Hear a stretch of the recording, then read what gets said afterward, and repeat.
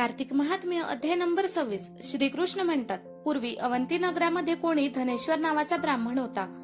तो ब्राह्मणाच्या कर्मापासून भ्रष्ट, दृष्टबुद्धी, पापकर्मे करणारा, मीठ गुळ वगैरे रस, लोकरीची वस्त्रे, कातडी यांचा वापर करणारा, वरवर खरे पण खोटे बोलून वागणारा, चोरी, वेश्यगमन, दारू पिणे, जुगार खेळणे अशी कर्मे करून मनाला समाधान मानणारा असा होता.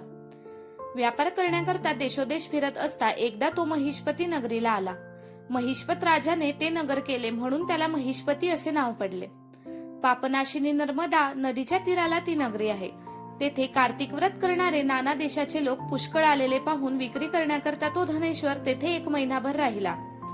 तो विक्री करता माल घेऊन नर्मदेच्या तीरी यात्रेकरिता लोकांत फिरत असता स्नान, जप, देवपूजा करीत आहेत असे ब्राह्मण पाहता झाला.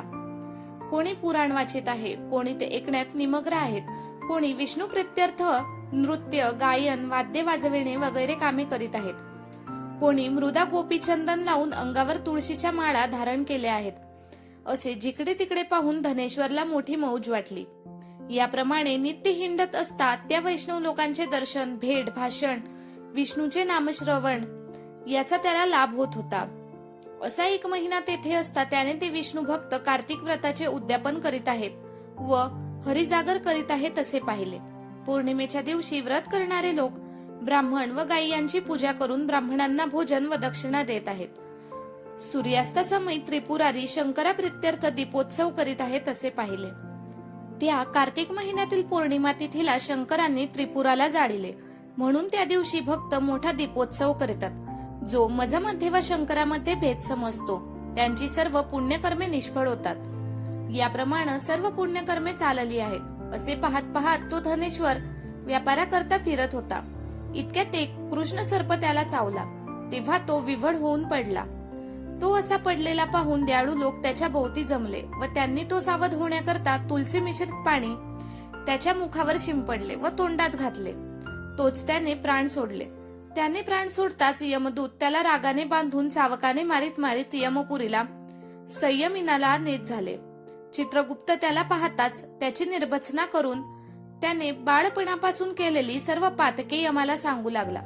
चित्रगुप्त म्हणाला, हे यमा, याने उपजल्यापासून काही देखील पुण्य केले नाहीत. याने इतकी पापी केले आहेत की ती सांगण्यात 1 वर्षही पुरणार नाही.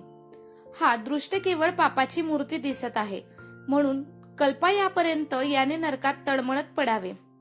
श्रीकृष्ण म्हणाले.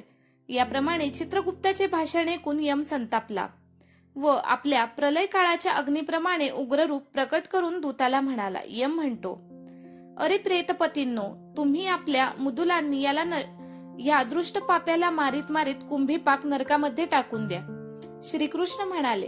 त्या प्रेतपतींनी मृदुलाचे त्याने मस्तक फोडले व ज्यामध्ये तेल कडकडत आहे अशा कुंभीपातकात त्याला टाकले. त्यास टाकताच तो कुंभीपाक जसा पूर्वी प्रल्हादाने रक्षणाकरिता अग्नी थंड झाला तसा थंड झाला. तो मोठा चमत्कार पाहून प्रेतपतींना विस्मय वाटला व त्यामुळे ते धावत जाऊन यमाला सर्व हकीकत सांगू लागले. ते ऐकून यमाने प्रत्यक्ष जाऊन पाहिले तेव्हा त्यांना चमत्कार वाटून अहो, हे काय आश्चर्य असे बोलून त्या धनेश्वरला बोलावून विचारू लागला. इतक्यात तेथे नारद आले. यमाने त्यांना पाहताच त्यांची पूजा करून त्यांना हे वर्तमान सांगितले. तेव्हा त्या धनेश्वरला पाहून नारद म्हणाले. नारद म्हणतात, हे अरुणनंदना, यमा हा नरक भोगण्याला योग्य नाही, कारण याचे हातून शेवटी नरक भोग चुकविण्याजोगे पुण्य घडले आहे. जो कोणी मनुष्य पुण्यकर्म करणाऱ्याचे दर्शन, स्पर्शन व त्याशी भाषण करील त्याला त्याचे पुण्याचा 6वा भाग निश्चयाने मिळतो. या धनेश्वराने कार्तिक व्रत करणाऱ्यांचे संख्य करून 1 महिना सहवास केला म्हणून त्याच्या पुण्याचा भाग याला मिळाला. म्हणून कार्तिक व्रतापासून किती पुण्य प्राप्त होते त्याची गणती नाही. कार्तिक व्रत करणाऱ्यांनी पातके कितीही मोठी असली तरी भक्तवत्सल विष्णू ती सर्व नाहीशी करतो म्हणून याची सर्व पापे गेली आहेत. वैष्णवांनी याजवर अनुग्रह केला आहे करिता हा नरक भोगण्यास योग्य नाही. याला सद्गतीच मिळाली पाहिजे.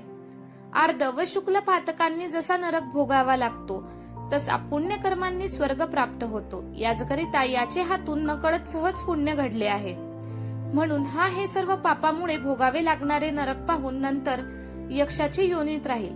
श्रीकृष्ण म्हणाले. याप्रमाणे बोलून नारद केल्यानंतर नारदाच्या भाषणाने त्या ज्ञानेश्वराचे पुण्यकर्म ज्याला समजले आहे असा तो यम आपल्या दूतांकडून त्या ज्ञानेश्वरला नरक दर्शन करून आणविता झाला. इति श्री कार्तिक महात्म्य षडविंशोऽध्याय समाप्त. धन्यवाद.